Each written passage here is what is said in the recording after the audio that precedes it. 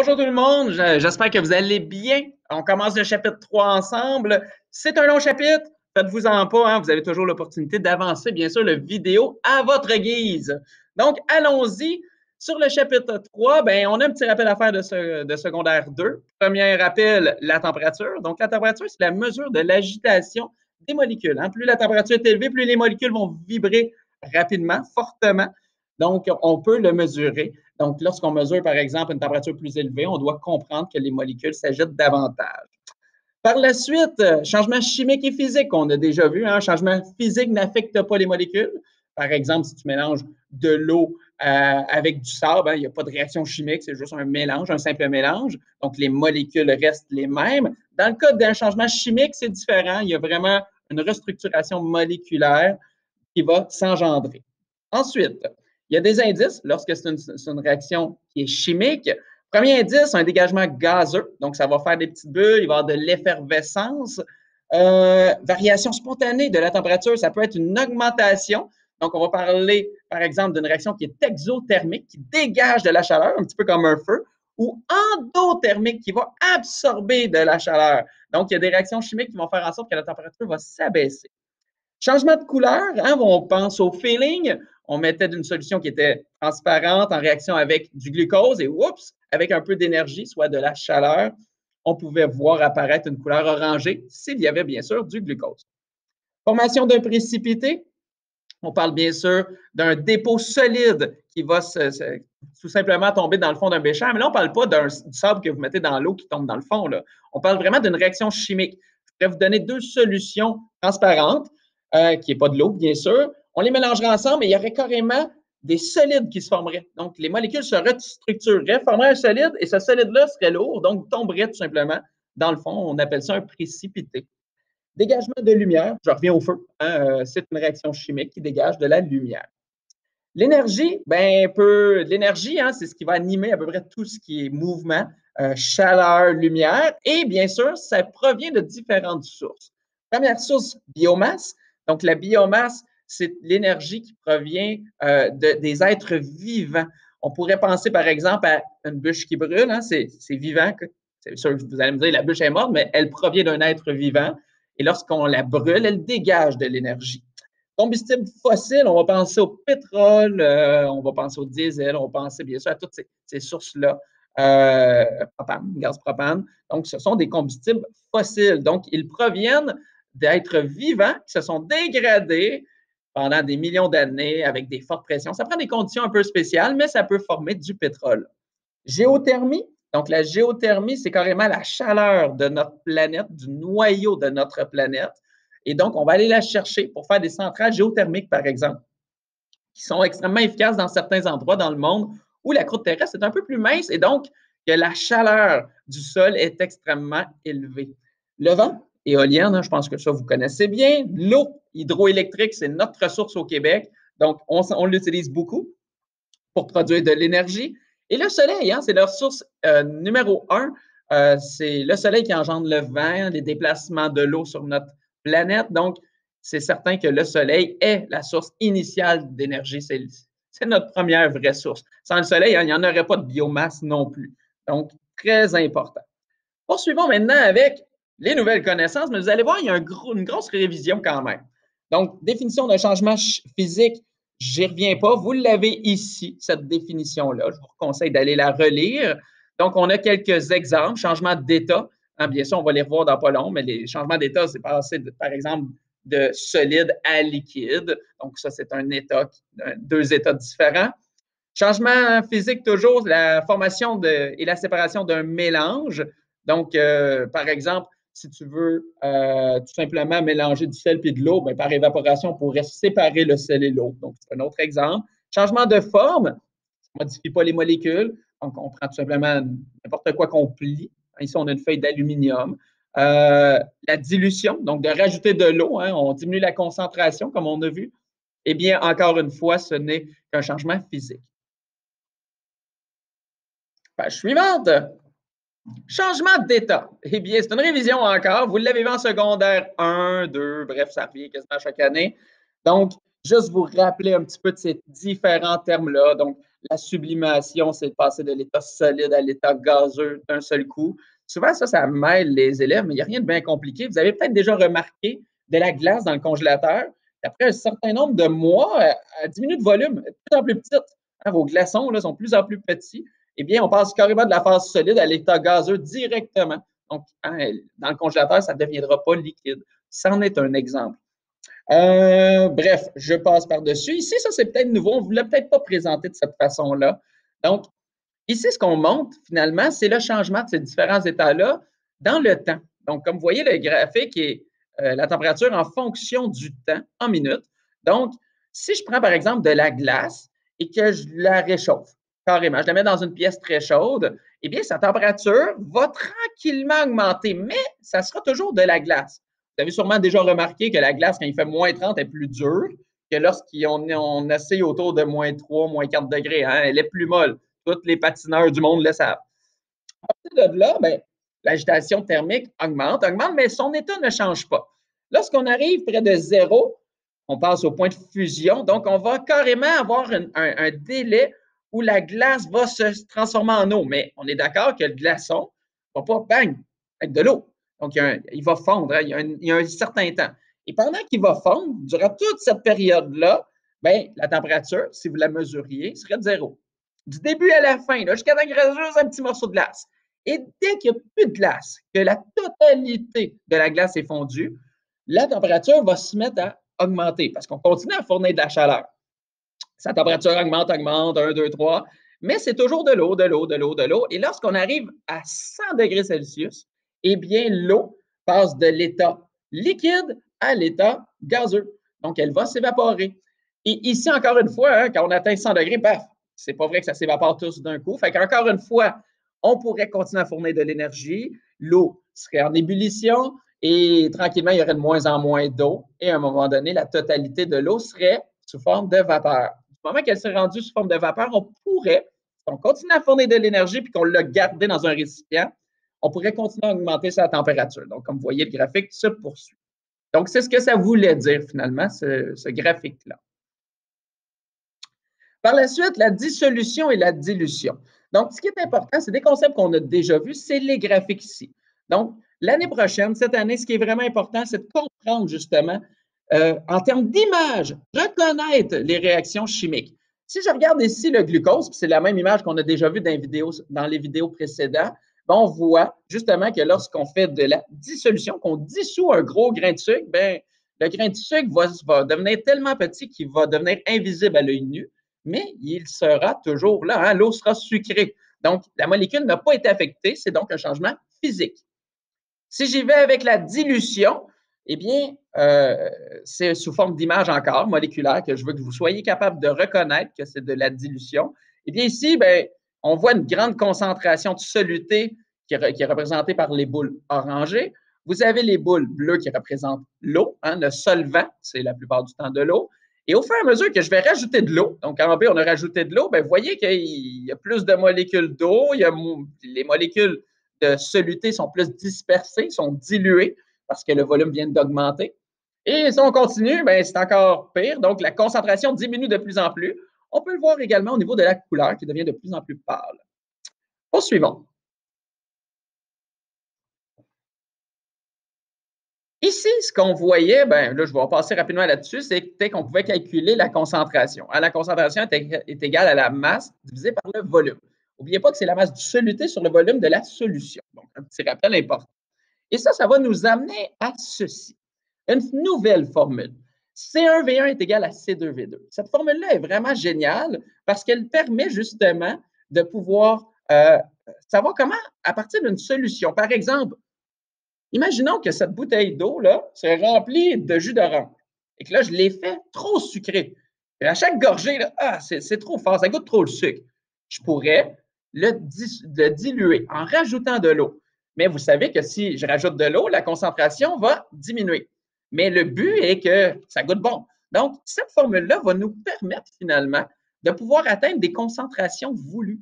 Donc, c'est vraiment génial. Et c'est la partie qui va être un petit peu plus longue à vous expliquer parce que je m'apprête à vous montrer différents calculs et vous les expliquer. Donc, Juste avant de commencer les calculs, je veux juste vous faire penser que le corps, hein, on est dans la partie humaine, eh bien, on est rempli de différentes solutions. L'urine est une de ces solutions-là. Et pensez le matin, la couleur de votre urine. Très foncée, hein? Donc, la concentration en minéraux, en urée est très élevée, comparativement à lorsque vous buvez beaucoup d'eau. Donc, on va diluer dans votre corps l'urine, il va y avoir plus d'eau. La concentration en minéraux va diminuer, en urée également, et ça va donner en sorte que l'odeur va être moins forte, donc concentration en odeur. Vous allez avoir une couleur beaucoup plus pâle également de votre urine. C'est ce qui est expliqué dans cette section-ci. Allons-y maintenant avec les exemples de calcul. Vous allez voir, ce n'est pas compliqué, mais il faut juste comprendre certaines subtilités et je vais prendre le temps de vraiment faire le tour de tous les calculs pour m'assurer que chacun des calculs, vous le comprenez bien. Commençons. Formule de base, C1V1 est égal à C2V2. J'aime plus ou moins cette présentation-là et je vous explique pourquoi. Vous allez peut-être voir dès l'année prochaine, puis souvent ça va aider les étudiants, au lieu d'un 1 et d'un 2 comme indice, on va mettre un I et un F pour remplacer le 2. Qu'est-ce que ça voudrait dire? Ça voudrait dire concentration initiale multipliée, donc fois le volume initial, est égal à la concentration finale fois le volume final. Donc, cette présentation-là est plus claire selon moi que de mettre des 1 et des 2. Bon, mais une fois que vous allez l'avoir compris, il n'y en a plus de problème. Allons-y avec le premier exemple. Et vous allez voir, au début, ça ne va pas être clair. Au fur et à mesure, parce qu'il y a quand même 5 exemples à voir ensemble, vous allez voir que ça va se peaufiner, ça va être de plus en plus clair. Exemple numéro 1. Quelle quantité de solvant faut-il ajouter? Donc, on ajoute à 25 millilitres d'une solution. Donc, là, ce qui est le plus difficile ici, c'est de comprendre le français.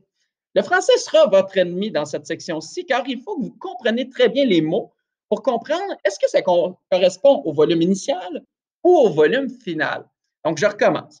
Quelle quantité de solvant faut-il ajouter à 25 millilitres d'une solution dont la concentration est de 150 grammes par litre?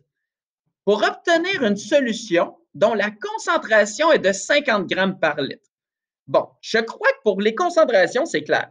Hein? On part d'une concentration de 150 grammes par litre et on veut obtenir une concentration de 50 grammes par litre. Donc, on veut diminuer sa concentration. Donc, finalement, on va y aller par dilution.